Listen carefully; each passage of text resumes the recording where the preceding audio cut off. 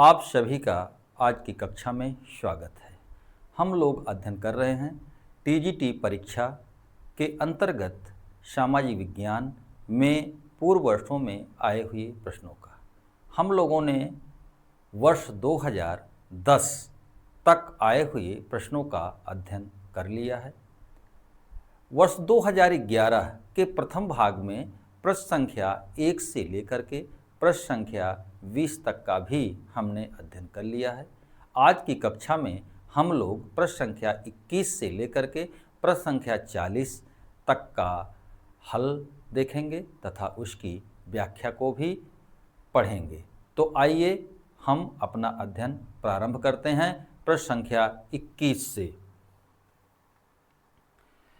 प्रश्न संख्या 21 है कि राज्य का सबसे महत्वपूर्ण तत्व है। आप सभी जानते हैं कि राज्य के मुख्य रूप से 4 तत्व होते हैं। कितने तत्व होते हैं? 4 तत्व।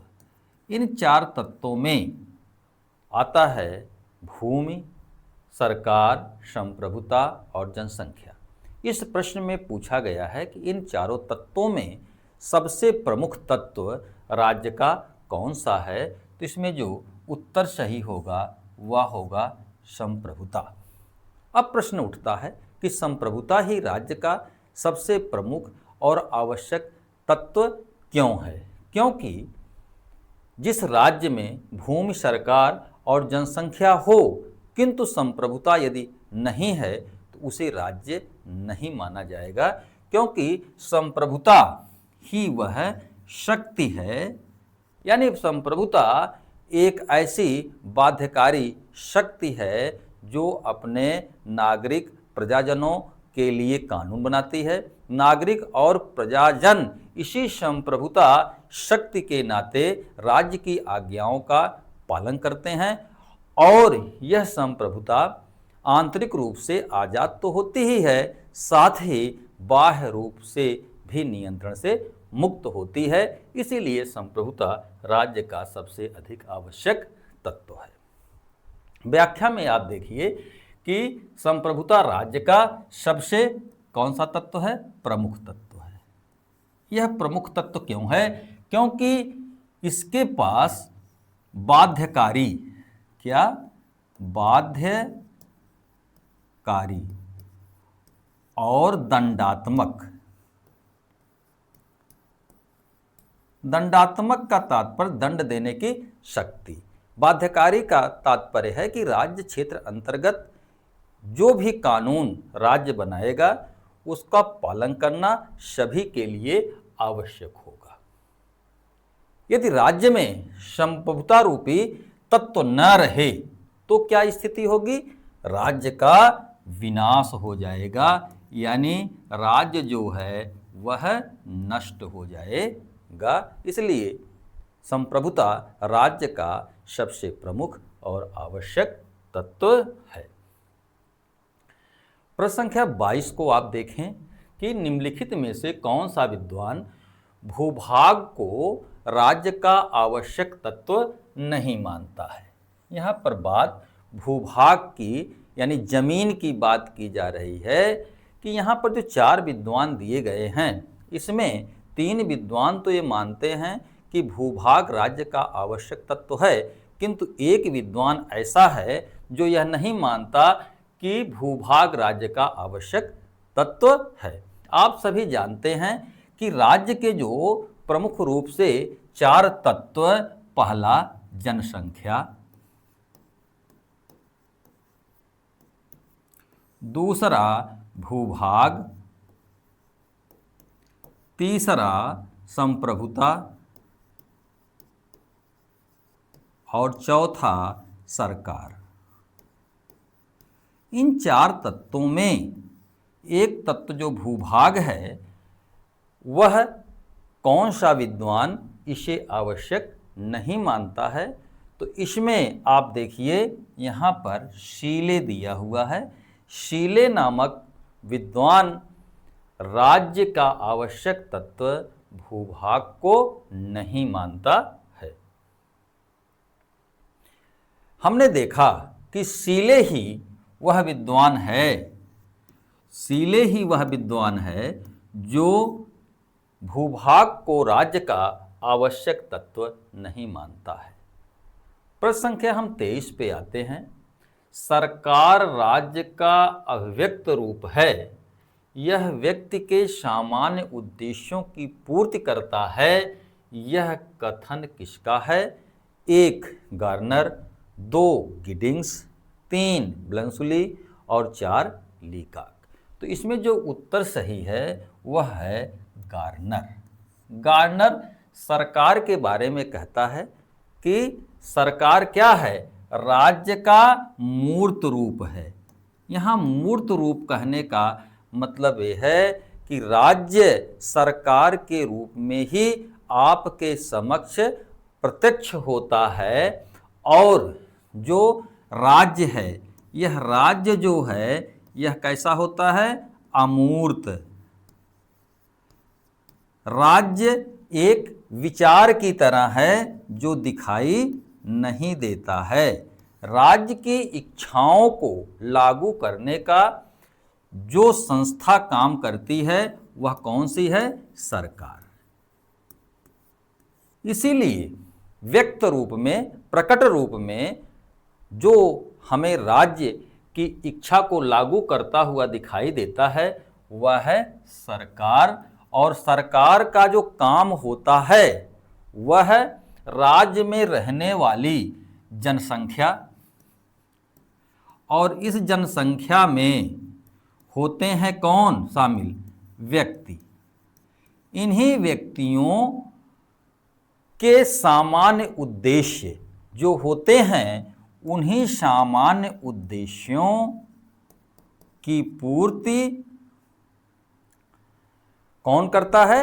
राज्य करता है। ऐसा कौन सा विद्वान मानता है? गार्नर ही ऐसा मानता है कि सरकार जो है वो राज्य का मूर्त या अव्यक्त रूप है, जिसका जो उद्देश्य है वह व्यक्ति की इच्छाओं को लागू करना है।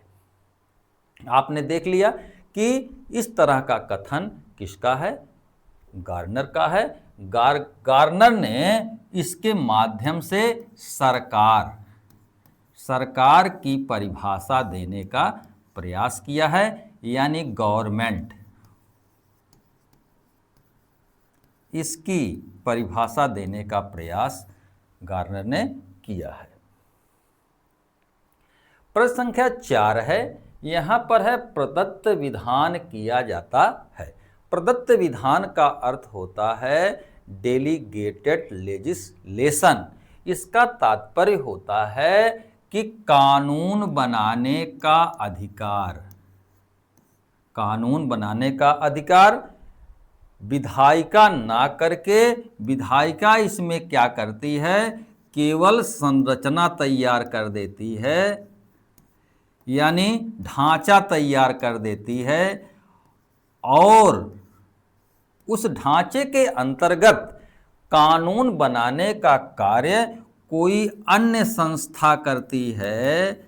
यहाँ पर कार्यपालिका होता है। अब आप देखिए कि यहाँ जो ऑप्शन दिए गए हैं, प्रदत्त विधान किया जाता है संसद द्वारा, कार्यपालिका के द्वारा, न्यायपालिका के द्वारा, लोकायुक्त के द्वारा।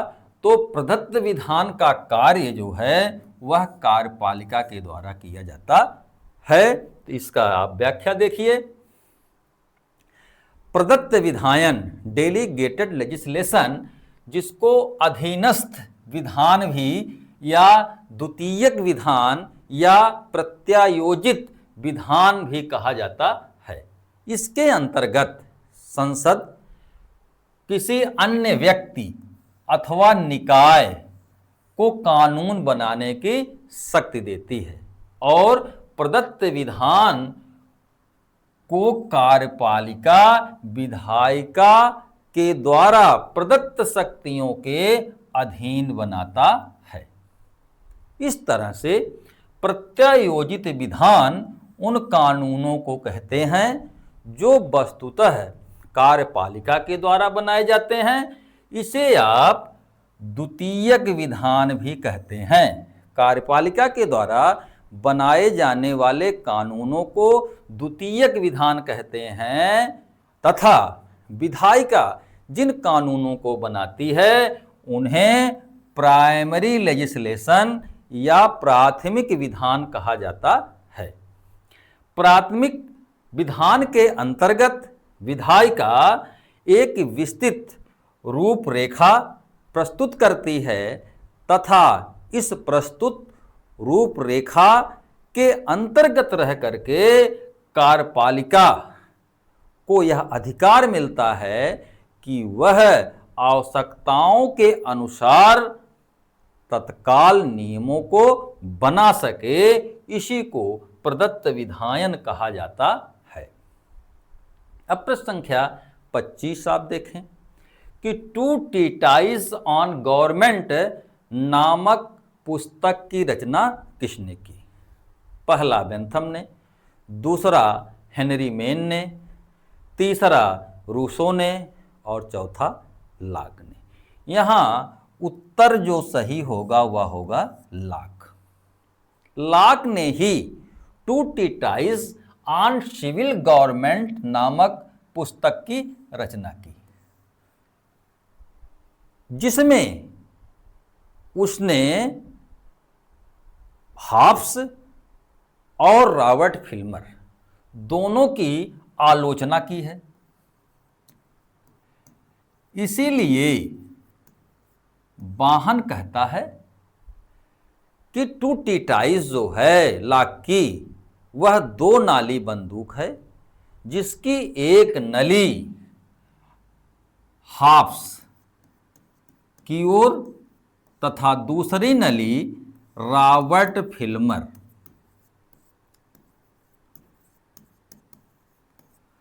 की ओर तनी हुई है। हॉब्स की ओर क्यों तनी हुई है? क्योंकि लॉक जो है वह सीमित संप्रभुता की बात करता है। किस संप्रभुता? सीमित संप्रभुता। और जो लॉक है यह सीमित संप्रभुता की बात तो करता है, किंतु हॉब्स जो है वह किस संप्रभुता की बात करता है? असीमित या निरंकुश। क्योंकि वह संप्रभुता की शक्ति लेवियाथन में निहित करता है। रॉबर्ट फिल्मर की ओर क्यों तनी हुई है? कि रॉबर्ट फिल्मर ने अपनी पुस्तक पैट्रियार्का, क्या? पैट्रियार्का के अंतर्गत राज्य के दैवीय उत्पत्ति के सिद्धांत की बात कही है और सामाजिक समझौते के अंतर्गत लॉक मानता है कि राज्य की उत्पत्ति जो होती है वह नागरिकों की सहमति या लोगों की सहमति से होता है। यहाँ पर समझौता सिद्धांत रॉबर्ट फिल्मर के दैवीय उत्पत्ति के सिद्धांत, जिसके अंतर्गत राज्य की उत्पत्ति दैवीय है, की आलोचना करता है। इसलिए two treatise on civil government के बारे में बाहन ऐसा कहता है। आपने देखा कि इसमें जो उत्तर सही होगा वह लाक होगा। व्याख्या आप देखें कि two treatise on civil government किसकी पुस्तक है? लाक की पुस्तक है। बाहन ने two treatise of civil government को दो नाली बंदूक कहा है। एक नली हॉब्स के निरंकुशतावाद की ओर तनी हुई है और दूसरी रॉबर्ट फिल्मर के दैवीय उत्पत्ति के सिद्धांत की ओर तनी हुई है। लॉक एक ऐसा विचारक है जो राज्य के उत्पत्ति के सामाजिक समझौते, किसमें? सामाजिक समझौते में विश्वास करता है। सामाजिक समझौते के सिद्धांत को संविदा का सिद्धांत भी कहा जाता है। लॉक अपने दर्शन में संपत्ति के अधिकार, राइट टू प्रॉपर्टी को बहुत ही पवित्र सर्वश्रेष्ठ अधिकार मानता है और संपत्ति के अधिकार को इतना अधिक महत्व दे देता है कि उसके अंतर्गत वह जीवन के अधिकार और स्वतंत्रता के अधिकार को भी शामिल कर लेता है। परीक्षाओं में लाक के बारे में एक सवाल अक्सर पूछा जाता है कि संपत्ति कैसे पैदा होती है। लाक संपत्ति के श्रम सिद्धांत में विश्वास करता है। वह मानता है कि प्रकृति में स्वतंत्र रूप से वस्तुएं बिखरी पड़ी हुई हैं। जैसे आम का पेड़ है, उस पर फल लगे हुए हैं और वह फल प्राकृतिक रूप से सबकी संपत्ति हैं। किंतु जो व्यक्ति आम के पेड़ पर चढ़ करके आम को तोड़ता है, उस फल के साथ अपने श्रम को मिश्रित कर देता है, तो वह आम या वह संपत्ति उसकी हो जाती है। इस तरह से किसी भी प्राकृतिक वस्तु में यदि श्रम मिश्रित कर दिया जाए तो वह निजी संपत्ति का रूप धारण कर लेता है। इसी को मैक्फरसन ने स्वत्वबोधक व्यक्तिवाद कहा है।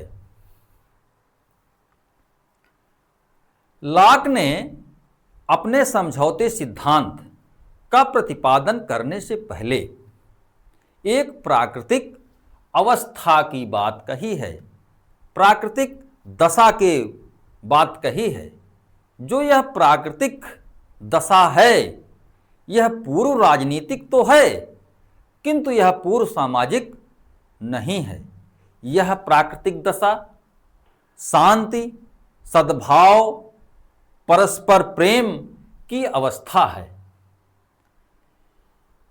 चूंकि यह प्राकृतिक दशा पूर्व सामाजिक नहीं है, पूर्व राजनीतिक है, तो प्राकृतिक अवस्था के इस सामाजिक संरचना के अंतर्गत कुछ प्राकृतिक नियम हैं। ये प्राकृतिक नियम जो हैं, इन्हीं से प्राकृतिक अवस्था की व्यवस्था या जीवन संचालित होता है। इस प्राकृतिक अवस्था में जो मनुष्य है, उसके स्वभाव के बारे में लॉक कहता है कि वह एक विवेकशील या तर्कसंगत प्राणी है। तो अब प्रश्न उठता है, जब प्राकृतिक अवस्था में इतनी सारी ठीक ठाक व्यवस्था संचालित हो रही थी, तो मनुष्यों को सामाजिक समझौता करने की आवश्यकता क्यों पड़ी? लॉक उत्तर देता है कि प्राकृतिक अवस्था में यद्यपि प्राकृतिक कानून कार्य करते थे, लेकिन प्राकृतिक मनुष्यों के समक्ष कुछ असुविधाएं थी। वे असुविधाएं थी कि उस प्राकृतिक अवस्था में कानून बनाने वाली कोई संस्था नहीं थी, उसे लागू करने वाली कोई संस्था नहीं थी, और नियमों के आधार पर सही तरीके से निर्णय देने वाली कोई संस्था नहीं थी। यदि विवाद की स्थिति पैदा हो जाए तो कानूनों की व्याख्या करने वाली कोई संस्था प्राकृतिक अवस्था में नहीं थी। इसीलिए लॉक कहता है कि व्यक्तियों को सामाजिक समझौते की आवश्यकता पड़ी। लॉक वस्तुतः दो तरह के समझौते की बात करता है। कई विद्वानों ने एक समझौते की बात कहा है, किंतु परीक्षाओं में अक्सर यह पूछा जाता है कि किस विचारक ने दो समझौते की बात कही है, तो यहाँ पर उत्तर लॉक होगा। पहले समझौते के द्वारा लॉक नागरिक समाज, सिविल सोसाइटी के गठन की बात करता है और दूसरे समझौते के द्वारा सरकार का गठन होता है। पहले समझौते में व्यक्ति व्यक्ति परस्पर समझौता करते हैं, दूसरे समझौते में सरकार और व्यक्ति के बीच समझौता होता है। यहाँ पर लॉक जो है सरकार को एक ट्रस्ट की भांति मानता है। सरकार की शक्तियां सीमित हैं, नियंत्रित हैं। लॉक मानता है कि यदि कोई सरकार किसी व्यक्ति के संपत्ति के अधिकार, जिसमें जीवन और स्वतंत्रता का अधिकार शामिल है, का उल्लंघन करता है, तो नागरिक को यानी व्यक्ति को विद्रोह का अधिकार मिल जाता है। लॉक जो है वह संवैधानिक राज्य का प्रतिपादन करता है। वह कहता है कि जहां कानून नहीं होता है वहां अराजकता पैदा हो जाता है। लॉक के बारे में एक बात और भी विचारणीय है। लॉक जो है संप्रभुता शब्द का प्रयोग एक बार भी अपनी पुस्तक में नहीं करता है। संप्रभुता के स्थान पर जिस शब्द का वह प्रयोग करता है वह है सर्वोच्च शक्ति। क्या है? सर्वोच्च शक्ति। इस शब्द का इस्तेमाल करता है। लॉक के राजनीतिक सिद्धांत की उपयोगिता इतनी है कि समकालीन राजनीतिक विचारक जिसने न्याय के सिद्धांत का प्रतिपादन किया है वह है राल्स। राल्स ने लॉक के अनुबंध सिद्धांत का प्रयोग करके सामाजिक न्याय, सोशल जस्टिस का प्रतिपादन किया है।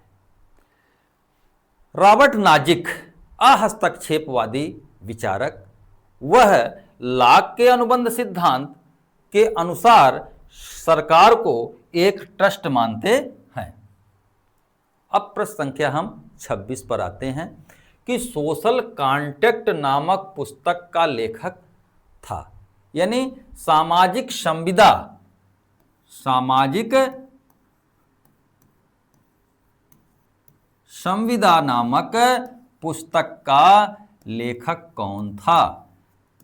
ऑप्शन 4 आपके सामने है, रूसो, हॉब्स, अरस्तु और प्लेटो। तो सामाजिक संविदा या सोशल कॉन्ट्रैक्ट नामक पुस्तक का लेखक रूसो था। आपको हमने बताया कि रूसो ने सोशल कॉन्ट्रैक्ट नामक पुस्तक की रचना की। यह वही पुस्तक है जिसमें रूसो ने अपने सामाजिक समझौते सिद्धांत का प्रतिपादन किया है। रूसो भी मानता है कि एक प्राकृतिक अवस्था है राज्य के पूर्व, और उस प्राकृतिक अवस्था में मनुष्य है, मनुष्य का स्वभाव भी है, मनुष्य समझौता करता है और राज्य की उत्पत्ति होती है। रूसो की जो प्राकृतिक अवस्था है वह प्राकृतिक अवस्था राग द्वेष से मुक्त आनंदमय अवस्था है। वहाँ का जो प्राकृतिक मनुष्य है वह ना तो हॉब्स की तरह स्वार्थी है और ना लॉक की तरह विवेकशील है, बल्कि वह राग द्वेष से परे नोबल सेवेज है, यानी जंगली मनुष्य है जो प्रकृति की गोद में रह करके आनंद पूर्वक जीवन व्यतीत करता है। जब उसे भूख लगी तो खाना खा लिया, जब उसे प्यास लगी तो वह पानी पी लिया। इस तरह से रूसो का जो मानव है वह एक भाव प्रवण प्राणी है, वह संवेदनाओं या भावनाओं से संचालित होता है।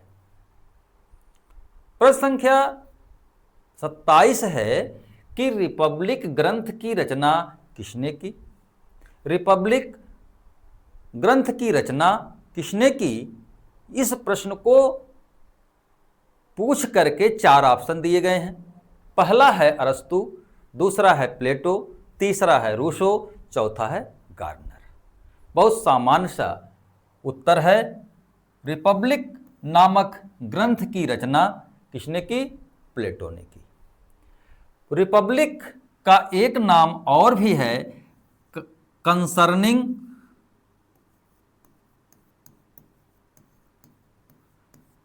जस्टिस।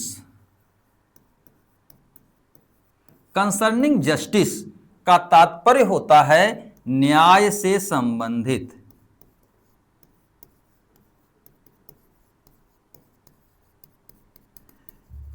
यानी रिपब्लिक के अंतर्गत एक बेहतर राज्य की खोज की गई है जो न्याय पर आधारित हो। आइए हम प्लेटो के रिपब्लिक के अंतर्गत जो प्रमुख विषय वस्तु हैं, जो परीक्षाओं के दृष्टि से महत्वपूर्ण हैं, उनको हम देख लेते हैं। किसी आदर्श राज्य की स्थापना के लिए प्लेटो एक आदर्श शासक की मांग करता है जो नैतिकता से युक्त हो। वह कहता है कि एक राज्य में जब तक दार्शनिक राजा नहीं बन जाते या राजा दार्शनिक नहीं बन जाता, तब तक राज्य से बुराइयों का अंत नहीं हो सकता है। यानी राजा जो आदर्श राज्य का होगा वह विवेक संपन्न, तार्किक तथा तमाम व्यवहारिक बुराइयों से मुक्त होगा और राज्य के कल्याण के लिए कार्य करेगा। प्लेटो एक आदर्श राज्य का चिंतन जब प्रारंभ करता है तो वह विचार करता है कि एक राज्य के अंतर्गत जो लोग निवास करते हैं वो कौन हैं? व्यक्ति हैं। यानी राज्य जो है वह व्यक्तियों का समूह है। इसीलिए प्लेटो कहता है कि राज्य व्यक्ति का बृहद रूप है। वह कहता है कि राज्य जो है यह ओक या चट्टानों से नहीं बल्कि उसमें निवास करने वाले व्यक्तियों से बनता है। जिस राज्य में जिस तरह के व्यक्ति निवास करेंगे उसी तरह का वह राज्य हो जाएगा। प्लेटो मानता है कि प्रत्येक व्यक्ति का जो निजी व्यवहार होता है या प्रत्येक व्यक्ति को संचालित करने के मुख्यतः 3 स्रोत होते हैं। पहला होता है ज्ञान या बुद्धि।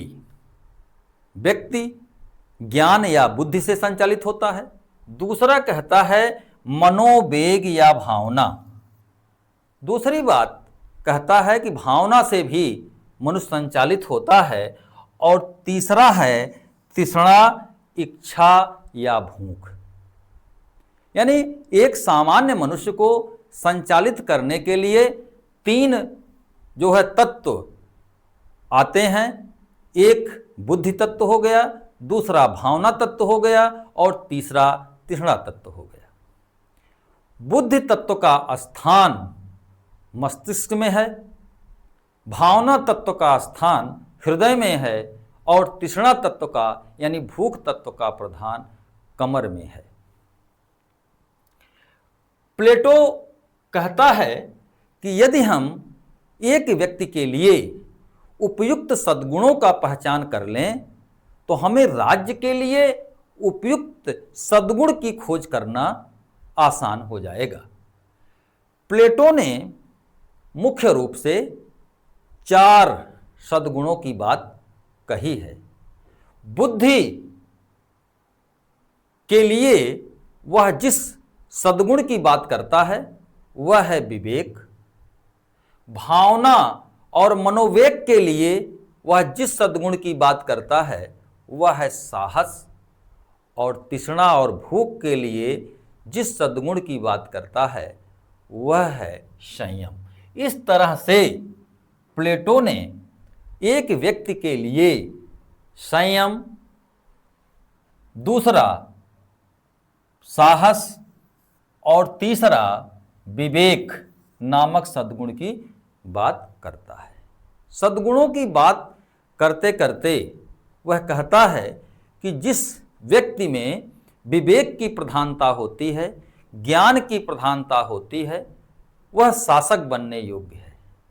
जिसमें साहस की प्रधानता होती है, भावना की प्रधानता होती है, वह सैनिक बनने योग्य है और जिसमें तृष्णा लालच की प्रधानता होती है वह उत्पादक बनने के योग्य है। जब प्लेटो एक व्यक्ति के लिए उपयुक्त 3 सद्गुणों की पहचान कर लेता है तो वह कहता है कि एक चौथा सद्गुण उपस्थित होता है जिसमें तीनों सद्गुणों का संयोग है, वह है न्याय। यही न्याय जो है राज्य का सर्वोच्च सद्गुण है और यही सभी सद्गुणों का योग है। इस तरह से हम देखते हैं कि प्लेटो का जो न्याय सिद्धांत है वह कार्य विशेषीकरण का सिद्धांत है। एक न्यायपूर्ण आदर्श समाज या आदर्श राज्य की स्थापना कैसे हो, उसके लिए प्लेटो 2 साधन अपनाने की बात करता है। पहला कहता है कि एक आदर्श राज्य में उपयुक्त शिक्षा प्रणाली की अति आवश्यकता है। प्लेटो जिस एथेंस में रहता था उस एथेंस में जो शिक्षा दी जाती थी वह बुद्धि के विकास में ज़्यादा सहायक थी और उसके बगल रहने वाला जो राज्य स्पार्टा था उस स्पार्टा राज्य में जो शिक्षा दी जाती थी वह शारीरिक शिक्षा थी। प्लेटो ने एथेंस की शिक्षा प्रणाली और स्पार्टा की शिक्षा प्रणाली का फ्यूजन किया है, को सम्मिलित किए करके अपनी शिक्षा व्यवस्था का प्रतिपादन किया है। वह 0 से लेकर के 45 वर्ष तक शिक्षा की व्यवस्था करता है। शिक्षा के लिए वह अनेक स्तरों को तय करता है। हर स्तर पर एक परीक्षा होती है और वहाँ असफल वाला व्यक्ति अपने योग्यता अपने क्षमता अनुसार अपने कार्य को अपना लेता है। आगे सैनिक के लिए परीक्षा होती है, उसमें सैनिक चले जाते हैं। फिर दार्शनिक के लिए प्रशिक्षण होता है। फिर 15 वर्ष का जो है व्यवहारिक जीवन के अनुभव की शिक्षा शासक को लेनी होती है, तब जाकर के वह दार्शनिक शासक के योग्य बन पाता है। दूसरा जो प्लेटो व्यवस्था करता है आदर्श राज्य की व्यवस्था को बनाए रखने के लिए, वह करता है साम्यवाद की प्रणाली। साम्यवाद में वह 2 तरह के साम्यवाद की बात करता है। एक संपत्ति संबंधी साम्यवाद की बात करता है और दूसरा परिवार संबंधी साम्यवाद की बात करता है। परिवार संबंधी साम्यवाद के अंतर्गत वह मानता है कि कोई भी स्त्री जो शासक वर्ग या सैनिक वर्ग से संबंधित है वह किसी एक की नहीं होगी, यानी शासक और सैनिकों के पास अपना कोई निजी परिवार नहीं होगा। वह मानता है कि स्त्री और संपत्ति यानी धन, ये 2 ही ऐसे कारक हैं जिसके वशीभूत होकर कोई शासक जो है पदभ्रष्ट हो सकता है। इसलिए सैनिकों और शासकों के लिए परिवार और संपत्ति विषयक साम्यवाद की बात प्लेटो करता है। इनके लिए संपत्ति का निषेध करता है। स्त्रियों के संदर्भ में प्लेटो के विचार बहुत ही प्रगतिशील हैं। वह स्त्रियों को मानता है कि ये भी शासक बन सकती हैं। चूल्हे चौके में काम करते रहने से इनकी प्रतिभा और योग्यता नष्ट हो जाती है।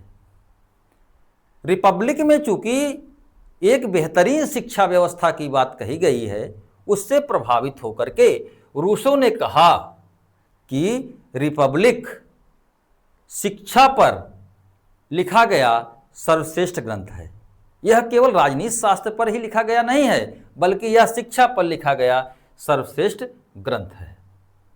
प्लेटो की जो प्रमुख पुस्तक रिपब्लिक है, इसके अलावा भी उसकी कुछ अन्य प्रमुख पुस्तकें हैं जिसमें द लाज और स्टेटमैन, जिसको कि पॉलिटिकस भी कहा जाता है।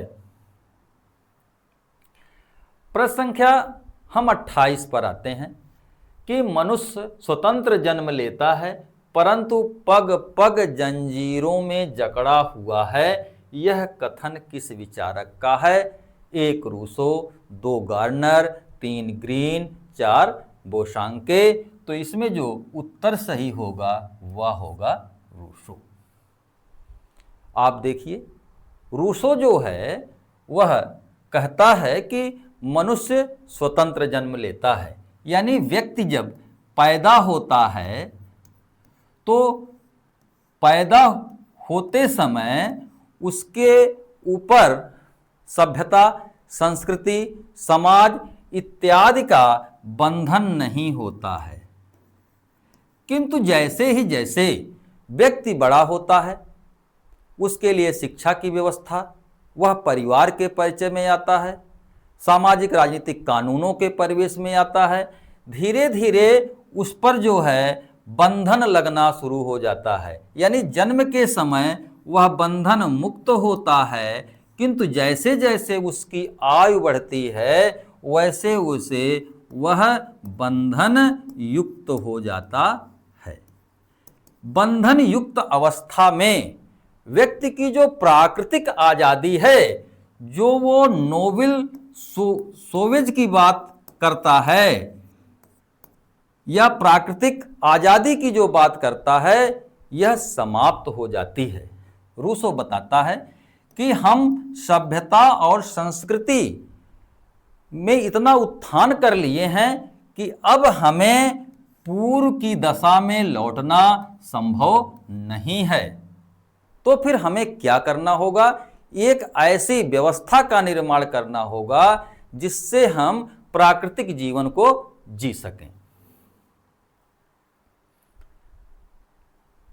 आपने देखा कि रूसो का विचार है कि मनुष्य जब जन्म लेता है तो वह क्या होता है? एक प्राकृतिक मनुष्य होता है, और प्राकृतिक मनुष्य जो है यह पूरी तरह से सामाजिक, आर्थिक, सांस्कृतिक, राजनीतिक, पारिवारिक आदि बंधनों से मुक्त होता है, सभ्यता, संस्कृति, कानून इत्यादि से मुक्त होता है।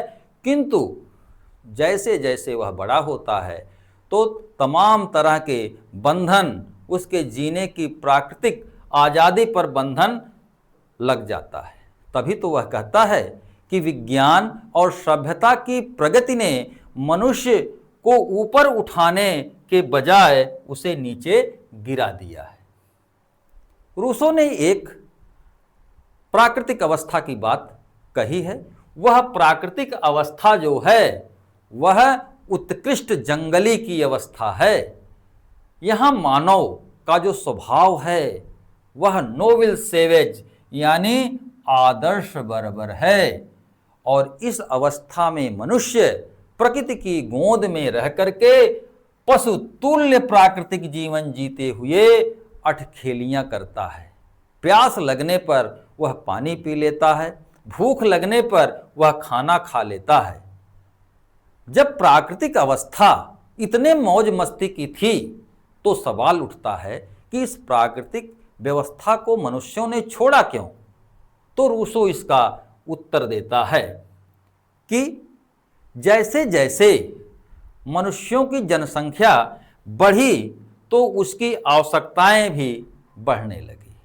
अपनी आवश्यकताओं की पूर्ति के लिए मनुष्यों में से कोई व्यक्ति भूमि के एक टुकड़े को घेर लिया और उसने कहा कि यह भूमि मेरी है। अन्य मूर्ख मनुष्यों ने मान लिया कि यह तुम्हारी है। यहीं से संपत्ति का जन्म हो जाता है। इस तरह रूसो कहता है कि जनसंख्या की वृद्धि और संपत्ति के उदय ने समाज में संघर्ष को जन्म दे दिया।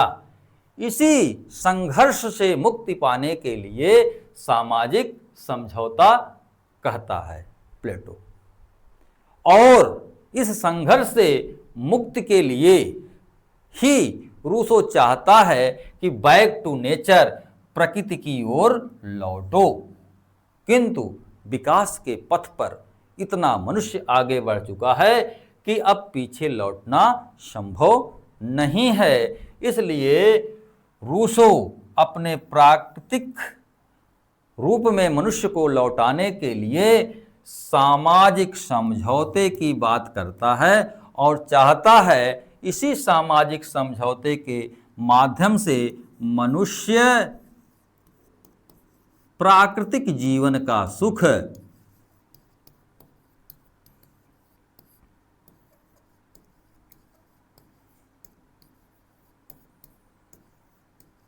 प्राप्त कर ले।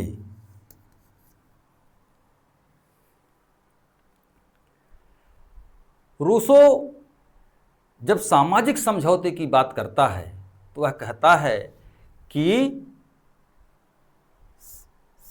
सामाजिक समझौता होने से पहले रूसो विचार करता है कि जो मनुष्य सामाजिक समझौता करने जा रहा है, इस मनुष्य में दो तरह की इच्छाएं होती हैं। एक इच्छा तो वह होती है जो लोक कल्याण, लोगों का हित चाहने वाली इच्छा होती है, और एक इच्छा ऐसी होती है जो स्वहित, स्वार्थ से प्रेरित अपने कल्याण की इच्छा होती है।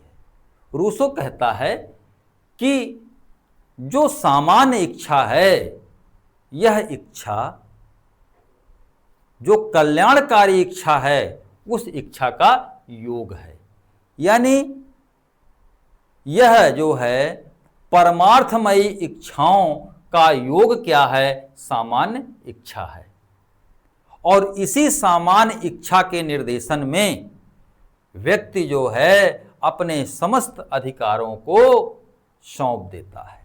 चूंकि व्यक्ति अपने समस्त अधिकार स्वयं को सौंपता है, इसलिए सब कुछ सौंप देने के बाद सामान्य इच्छा के रूप में वह पुनः फिर प्राप्त कर लेता है। यह शक्ति व्यक्ति किसी बाहरी इच्छा को नहीं सौंपता है, बल्कि यह अपने आप को सौंप कर फिर से आजादी प्राप्त कर लेता है। इसी सामान्य इच्छा के निर्देशन में रहने के लिए जब रूसो कहता है, तो वह इस बात को सामने लाता है कि प्रत्येक को स्वतंत्र होने के लिए बाध्य किया जाएगा, क्योंकि व्यक्ति जब अपने स्वार्थमयी इच्छा से प्रेरित होकर के संचालित होता है, तो वह समाज विरुद्ध कार्य कर सकता है। क्योंकि उसकी स्वार्थमयी इच्छा स्वहित से संबंधित है और परार्थमयी इच्छा परहित से संबंधित है, इसलिए परार्थमयी इच्छा के अनुसार उसे चलने के लिए बाध्य किया जा सकता है। ग्रीन नामक एक विद्वान हुआ है जिसने रूसो की सामान्य इच्छा को सामान्य हित की सामान्य चेतना कहा है। जर्मीनो दांते ने कहा है कि जो रूसो की सामान्य इच्छा है, वह जो है क्या है? समुदाय की श्रेष्ठ भावना है। यहीं से सामान्य इच्छा से ही लोक संप्रभुता का जन्म होता है। रूसो की खूब आलोचना भी हुआ है। वाहन सामान्य इच्छा को शीश कटा लेवियाथन कहता है, क्योंकि लेवियाथन जो है वह निर्दिष्ट मानव है, वह मनुष्य है, किंतु रूसो की जो सामान्य इच्छा है वह क्या है? विचार है जिसमें शीश नहीं है, और यह विचार एक श्रेष्ठ विचार है। वाल्टेयर नामक विद्वान रूसो की आलोचना करते हुए कहता है कि जब मैं रूसो की पुस्तकों को पढ़ता हूँ तो मुझे हाथ और पैरों के बल चलने की इच्छा होने लगती है। प्रश्न संख्या 29 है कि शक्ति नहीं वरन इच्छा राज्य का आधार है। यह किस विचारक का कथन है? ग्रीन का, गांधी का, अरस्तु का, लॉक का? तो यह जो कथन है वह है ग्रीन का।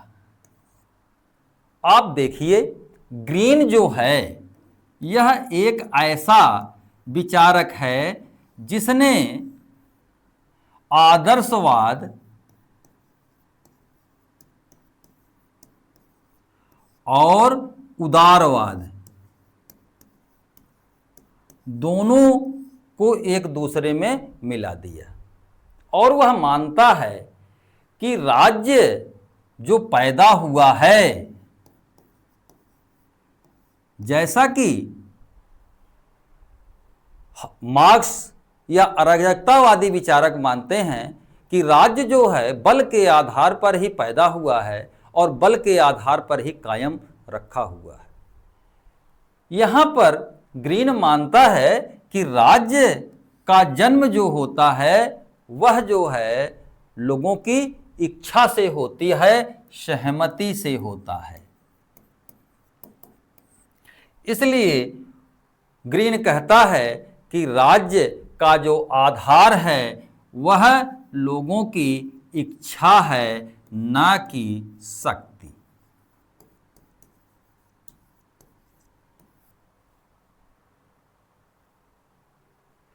अब प्रश्न संख्या 30 को आप देखें कि राज्य एक आवश्यक बुराई है, यह कथन किसका है? साम्यवादियों, समाजवादियों, लोकतांत्रिक समाजवादियों, व्यक्तिवादियों?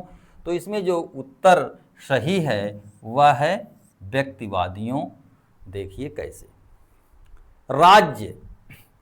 राज्य जो है होना चाहिए या नहीं होना चाहिए, इसके संदर्भ में बहुत सारे विचारकों ने अपना मत दिया है। अराजकतावादी कौन? अराजकता, जिसमें प्रूधो, गाडविन इत्यादि आते हैं, ये जो है मानते हैं कि राज्य को नहीं होना चाहिए।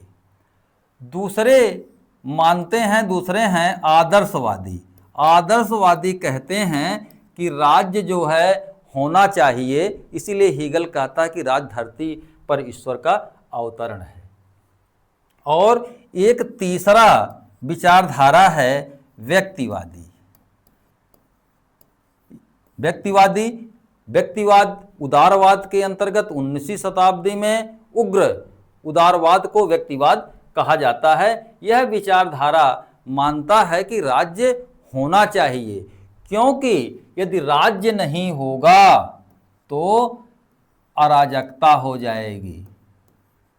इस अराजकता की स्थिति को समाप्त करने के लिए, व्यवस्था बनाए रखने के लिए राज्य आवश्यक है। इसीलिए राज्य एक आवश्यक बुराई है। व्यक्तिवादी जो विचारक हैं, ये विचारक मानते हैं कि राज्य जो है वह क्या है? एक साधन है, और व्यक्ति क्या है?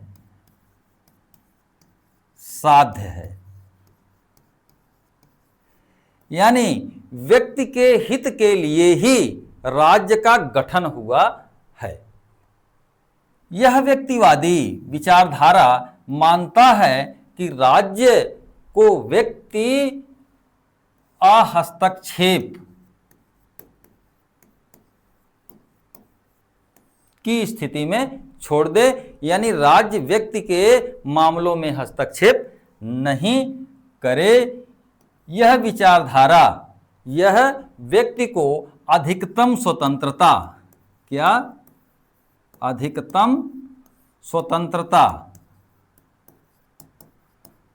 की मांग करता है। यह स्वतंत्रता सामाजिक, आर्थिक, राजनैतिक, सांस्कृतिक, प्राकृतिक इत्यादि हो सकता है।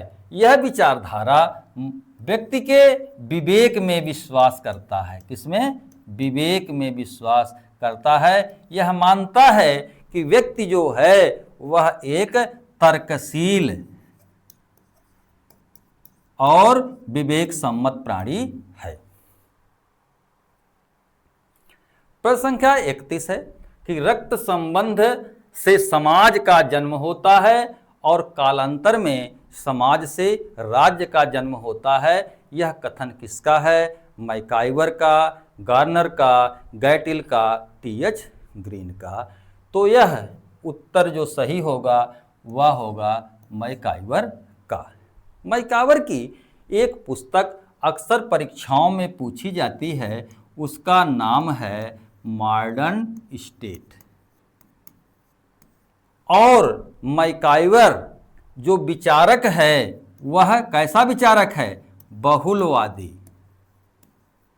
बहुलवादी विचारक यह मानते हैं कि राज्य जो होता है वह एकमात्र व्यक्ति के निष्ठा का आधार नहीं हो सकता है। राज्य की आवश्यकताओं को पूरा करने के लिए राज्य में अनेक समूह या समुदाय होते हैं। इन्हीं समूह और समुदायों के प्रति मनुष्य निष्ठा रखता है। यानी राज्य में निष्ठा का एक स्रोत हम राज्य को नहीं मान सकते हैं, बल्कि व्यक्ति के लिए निष्ठा के अनेक स्रोत होते हैं। अब यहाँ मैकाइवर कहता है कि रक्त संबंध, यहाँ एक बात कह रहा है रक्त संबंध, इसको अंग्रेजी में किनशिप ही कहते हैं। रक्त संबंध का तात्पर्य यहाँ पर है कि एक ही वंश रक्त से संबंधित लोग, इसी रक्त संबंध से किसका गठन होता है? परिवार। और परिवार का बृहद रूप जो होता है वंश, और वंश से बनता है कबीला। और जब व्यक्ति की आवश्यकताएं बढ़ जाती हैं तो इसी कबीले, कई कबीले मिलकर के निर्माण करते हैं समाज का। और समाज की व्यवस्था को चलाए रखने के लिए, सुचारू रूप से संचालित करने के लिए जरूरत पड़ती है राज्य की। और यहीं पर राज्य का जन्म हो जाता है। इस तरह से मैकाइवर बताना चाहता है कि राज्य जो है ना तो दैवी उत्पत्ति से जन्म हुआ, ना तो यह शक्ति का से जन्म हुआ, और ना ही यह जो है सामाजिक समझौते का परिणाम है, बल्कि राज्य जो है वह ऐतिहासिक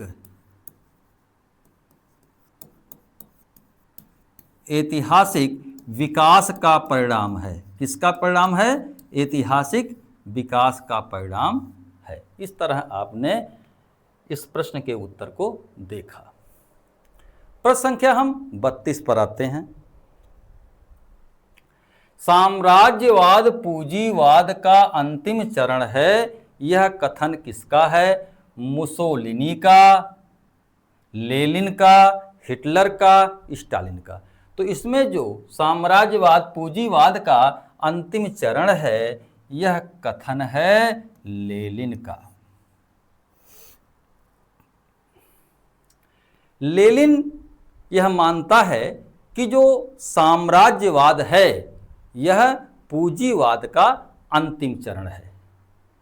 आप सभी जानते हैं कि मार्क्स ने जब इतिहास की आर्थिक व्याख्या की तो मार्क्स ने बताया कि एक अवस्था जो है वह आदिम साम्यवाद की अवस्था है। यह आदिम साम्यवाद की जो अवस्था है यह प्रारंभिक अवस्था है। इसमें निजी संपत्ति नहीं है। क्या? निजी संपत्ति नहीं है। यहाँ पर क्या है? सामूहिक संपत्ति है। सभी लोग मिलजुल करके रहते हैं, मिलजुल के शिकार करते हैं, मिलजुल करके खाते हैं। आदिम साम्यवाद के बाद एक मार्क्स कहता है कि दास अवस्था आती है। इस दास अवस्था में, दास युग में स्वामी और दास का संबंध पैदा होता है। इस स्वामी और दास की स्थिति में जो स्वामी है वह संपत्ति के साधनों का मालिक होता है और दास जो होता है वह इससे वंचित होता है। स्वामी और दास उत्पादन शक्तियों में परिवर्तन होने के बाद युग आता है सामंत युग। इस सामंत युग में दो वर्ग समाज में दिखाई देते हैं। पहला वर्ग जो आपको दिखाई देता है वह है भूस्वामी। कौन? भूस्वामी, या जिसे आप जमींदार या सामंत कह सकते हैं। और दूसरा वर्ग जो दिखाई देता है वह है किसान, और किसान को मार्क्स ने अर्धदास की श्रेणी में भी रखा है। इस सामंत युग के पतन होने के बाद पूंजीवाद युग आता है। इस पूंजीवाद युग में दो वर्ग आपके सामने आते हैं। एक वर्ग जो आपका है वह है पूंजीपति, और दूसरा वर्ग होता है श्रमिक। कार्ल मार्क्स मानता है कि इस अवस्था के बाद मजदूर क्रांति करेंगे। यह क्रांति जो है हिंसक होगी और एकाएक होगी। हिंसक और एकाएक होने पर पूंजीपतियों को नष्ट कर दिया जाएगा और एक आएगा अवस्था सर्वहारा का अधिनायकवाद। इस सर्वहारा के अधिनायकवाद में जो है प्रत्येक को अपने योग्यता के अनुसार काम करना पड़ेगा और योग्यता के अनुसार पारिश्रमिक पाएगा, और इसके बाद अवस्था आएगी साम्यवाद की। इस तरह से जो मार्क्स है वह इतिहास की आर्थिक व्याख्या करता है। किंतु जब लेनिन आता है वह मार्क्सवाद के शिक्षाओं को व्यवहारिक रूप प्रदान करता है। कहता है कि पूंजीवाद अवस्था के बाद सर्वाधिकार श्रमिकवाद नहीं आएगा, चूंकि पूंजीपति ने जो है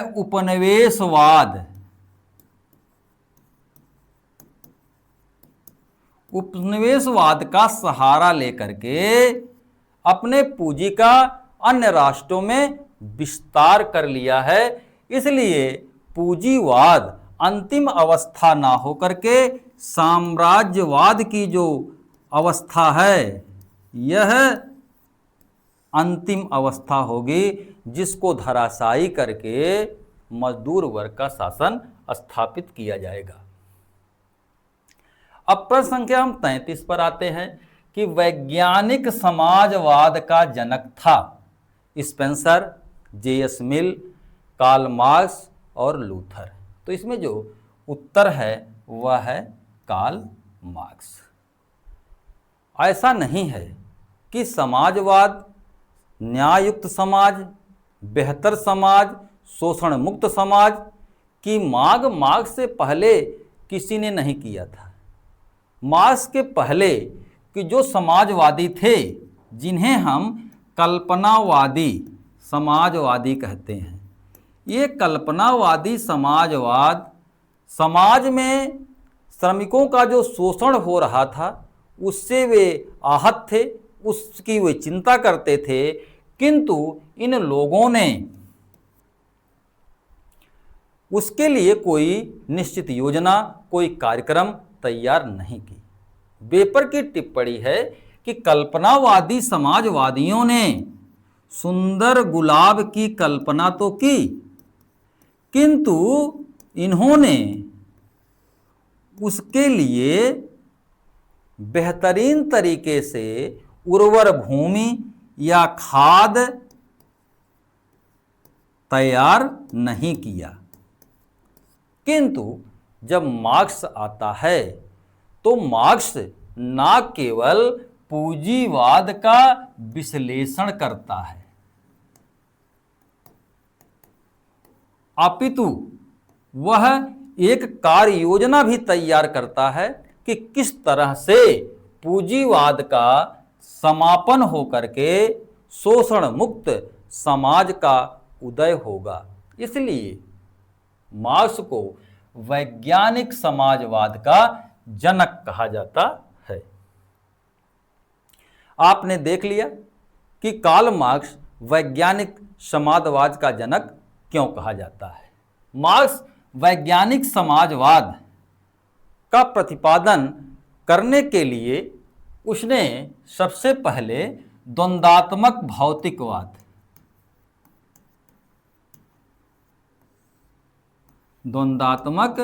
भौतिकवाद, फिर इतिहास की आर्थिक व्याख्या,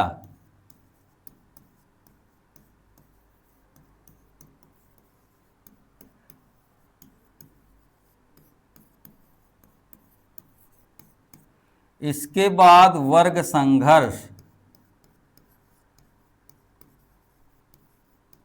इसके बाद अतिरिक्त मूल्य का सिद्धांत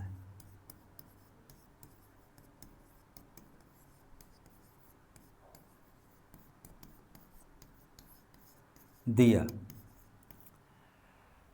अब यहां पर मार्क्स अपने सिद्धांतों के प्रतिपादन के लिए हीगल के द्वंद्ववाद और फेयरबाख के भौतिकवाद का सहारा लिया। इन दोनों का फ्यूजन करके परिवर्तन तत्व इसने पदार्थ को स्वीकार किया और माना कि पदार्थ में अंतर्निहित संघर्ष के कारण ही विकास की प्रक्रिया संपन्न होती है। प्रश्न संख्या 34 है कि द्विसदनात्मक व्यवस्था वाला देश है भारत, चीन, पुर्तगाल, तुर्की। तो इसमें जो उत्तर सही है वह है भारत। हम समझ लेते हैं कि द्विसदनात्मक व्यवस्था क्या है। इसका मतलब होता है दो सदन। अब दो सदन कौन कौन से होंगे? भारत में अगर आप देखें तो यहां है लोकसभा और राज्यसभा। लोकसभा के सदस्यों का जो निर्वाचन होता है वह प्रत्यक्ष होता है, यानी यह जो है जनता का प्रतिनिधित्व करता है। और जो राज्यसभा होता है यह इसका निर्वाचन अप्रत्यक्ष होता है और यह राज्यों का प्रतिनिधित्व करता है। इस तरह से द्विसदन व्यवस्था यानी जो विधानमंडल है उसके दो सदन होंगे। उनका नाम कुछ अलग अलग जगहों पर अलग अलग हो सकता है। आपने देखा कि भारत में कैसी व्यवस्था है? द्विसदनीय है।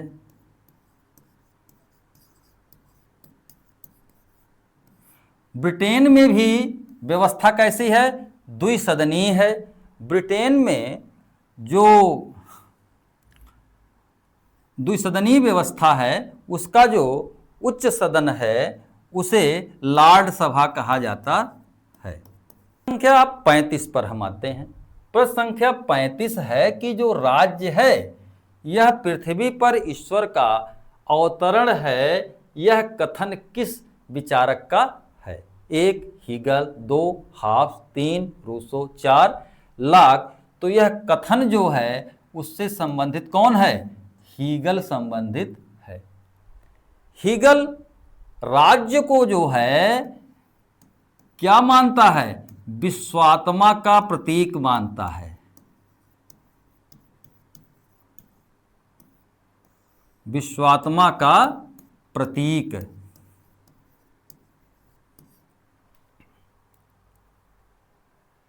राज्य धरती पर ईश्वर का अवतरण है ऐसा हीगल मानता था। हीगल कहता है विकास की जो प्रक्रिया होती है वह द्वंद्ववाद, किससे? द्वंद्ववाद के माध्यम से आगे बढ़ती है। और यह द्वंद्ववाद क्या है कि मूल पदार्थ जो होता है वह वाद होता है और क्रमशः वाद में प्रत्यय यानी वाद का जो प्रत्यय होता है यहां प्रत्यय का तात्पर्य विचार से है। यह जो प्रत्यय होता है इसमें क्रमशः परिवर्तन होते होते प्रतिवाद पैदा हो जाता है, और जो प्रतिवाद है यह वाद से उच्चतम अवस्था का प्रतीक है। वाद प्रतिवाद में संघर्ष होता है और संवाद का जन्म हो जाता है, और यह जो संवाद है दोनों का सम्मिश्रण है, दोनों के अच्छे अंशों का योग है, और समय के साथ पुनः फिर संवाद वाद में बदल जाता है और वाद का प्रतिवाद होता है। इस तरह से प्रक्रिया आगे बढ़ती रहती है। राज धरती पर ईश्वर का अवतरण है के बारे में यह मानता है कि जो जर्मन राज्य है यह अपने सर्वोच्च अवस्था पर बदल गया है।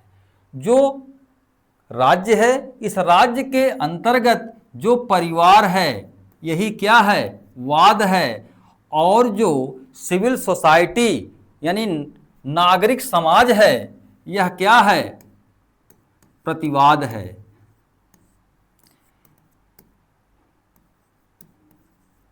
परिवार का जो खराब तत्व है कि वह सीमा में है, यानी परिवार के सदस्य निश्चित सदस्यों के लिए ही प्रतिबद्ध होते हैं, किंतु परिवार का जो सबसे बेहतरीन तत्व है वह है कि परिवार का सदस्य जैसे पिता अपने पुत्र के लिए अपना प्राण भी संकट के समय दे सकता है, और नागरिक समाज की जो अच्छाई है इसमें विस्तार तो है लेकिन परार्थवाद की भावना नहीं है। इन दोनों के संघर्ष के फलस्वरूप राज्य का जन्म होता है। यही राज्य जो है यह विस्तार भी है और इसमें कल्याण की भावना भी निहित है। इसलिए राज्य सर्वगुण संपन्न विश्वात्मा का प्रतीक है, ऐसा हीगल मानता है। प्रश्न संख्या 36 है कि भारत में कौन सी विधि राज्यसभा के चुनाव में प्रयुक्त होती है। पहला है प्रत्यक्ष, दूसरा अप्रत्यक्ष, 3 प्रत्यक्ष अप्रत्यक्ष दोनों, और चौथा है उपयुक्त में से कोई नहीं। तो भारत के राज्यसभा में अप्रत्यक्ष विधि का प्रयोग किया जाता है। इसके अंतर्गत एकल संक्रमणी आनुपातिक प्रतिनिधित्व प्रणाली का प्रयोग किया जाता है। जो अप्रत्यक्ष विधि है हमने बताया कि एकल संक्रमणी आनुपातिक प्रतिनिधित्व की प्रणाली है। राज्यसभा के सदस्यों के चुनाव में विधानमंडल के सदस्य, भारत में जितने भी राज्य हैं इन राज्यों के विधानमंडल के सदस्य तथा उन केंद्र शासित प्रदेशों के जहां पर विधानसभाएं हैं उनके सदस्य तथा केंद्र शासित प्रदेशों जहां विधानमंडल नहीं हैं किंतु संसद ने कानून बना करके निर्वाचक मंडल का गठन किया है, उस निर्वाचक मंडल के सदस्य राज्यसभा के चुनाव में भाग लेते हैं। सप्तांग सिद्धांत का प्रतिपादक कौन था? एक रूसो, दूसरा मनु, तीसरा कौटिल्य, चौथा गांधी। तो इसमें जो उत्तर सही होगा वह होगा मनु। यद्यपि कौटिल्य ने भी सप्तांग सिद्धांत का प्रतिपादन किया है, लेकिन मनु ने सप्तांग सिद्धांत का प्रतिपादन सबसे पहले किया था। यह राज्य की 7 प्रकृतियों की बात करता है और ये 7 प्रकृतियां ही राज्य के 7 अंग हैं। इसमें स्वामी है, अमात्य है, इसमें स्वामी है, अमात्य है, पुर है, राष्ट्र है, कोष है, सेना है और मित्र है। इस तरह से मनु ने राज्य के सप्तांग सिद्धांत क्या सप्तांग सिद्धांत की बात कही है, यानी राज्य के 7 अंग हैं और ये 7 अंग परस्पर मिलकर राज्य के कल्याण का कार्य करते हैं। प्रश्न संख्या 38 है, आप देखिए, संप्रभुता नागरिकों और प्रजाजनों के ऊपर सर्वोच्च शक्ति है जिस पर कानून का कोई बंधन नहीं है। बर्गेस, दुगवी, बोदा और जेली नेक। तो इसमें जो उत्तर सही है वह है बोदा। बोदा संप्रभुता की परिभाषा देता है और कहता है कि संप्रभुता है क्या चीज।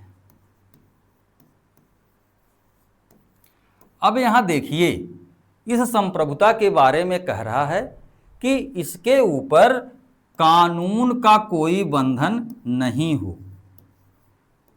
यदि कानून का बंधन होगा तो संप्रभुता नहीं होती। संप्रभुता एक सर्वोच्च शक्ति के रूप में वह मानता है जिसके ऊपर कानून का कोई बंधन नहीं है, ऐसा जीन बोदा मानता है। बोदा ने यद्यपि संप्रभुता को माना है सर्वोच्च शक्ति और उसके ऊपर कानून का कोई बंधन नहीं है, किंतु इसके बावजूद वह संप्रभुता पर मर्यादाएं लगा देता है। किसका? प्राकृतिक विधियों का।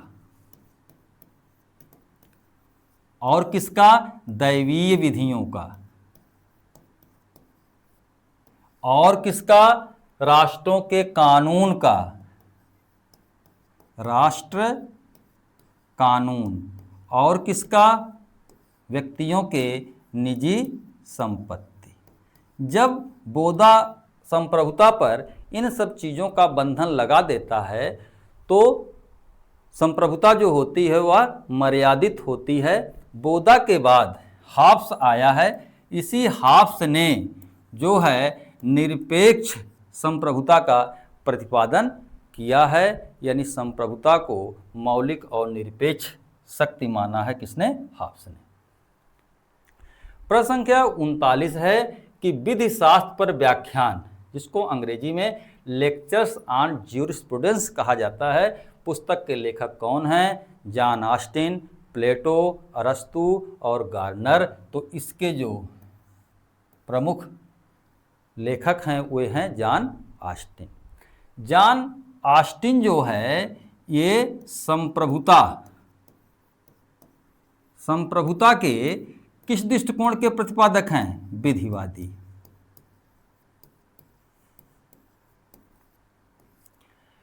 और ऑस्टिन ने निर्दिष्ट मानव श्रेष्ठ को संप्रभु माना है और इन्होंने एक स्वतंत्र राजनीतिक समुदाय की भी बात कही है।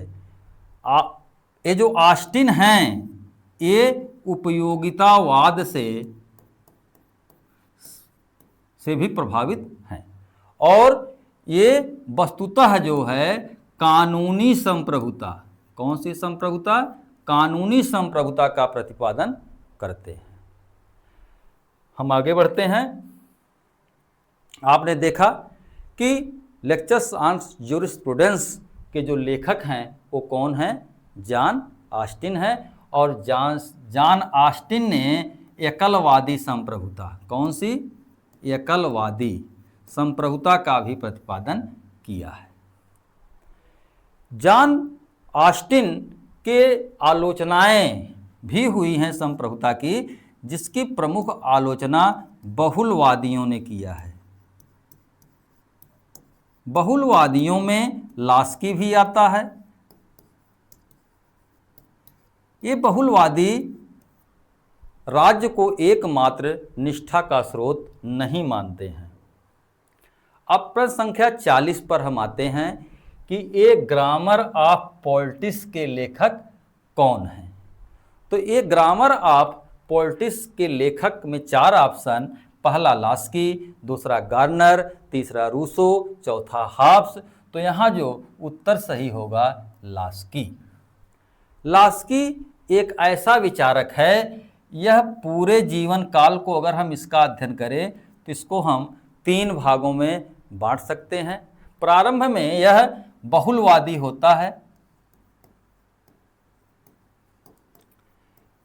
फिर इसके बाद इसका झुकाव समाजवाद की ओर होता है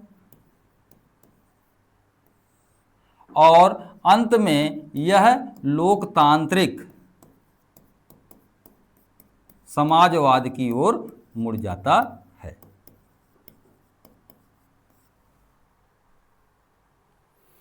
हमने देखा कि लास्की जो है वह ग्रामर ऑफ पॉलिटिक्स का लेखक है।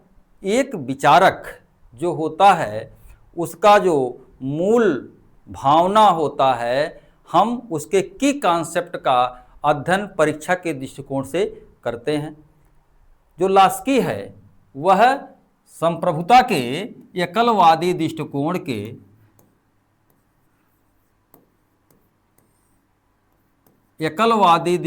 के क्या है, विरुद्ध है और यह कहता है कि संपत्ति जो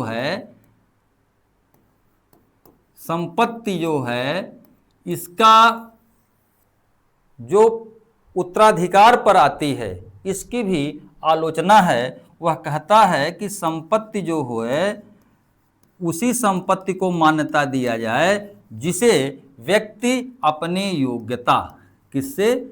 योग्यता से प्राप्त करता है, ना कि परंपरा से। यह कहता है कि मुझे केक खाने का अधिकार बिल्कुल नहीं है यदि मेरा पड़ोसी भूखा हो। लास्की ही ऐसा लेखक है जिसने राज्य का ध्यान पुलिस राज्य से खींच करके किस तरफ मोड़ा, लोक कल्याणकारी राज्य की तरफ मोड़ दिया। इस तरह से आपने देखा प्रश्न संख्या 21 से लेकर के 40 के सर्वमान्य उत्तरों और उसकी व्याख्या को। धन्यवाद।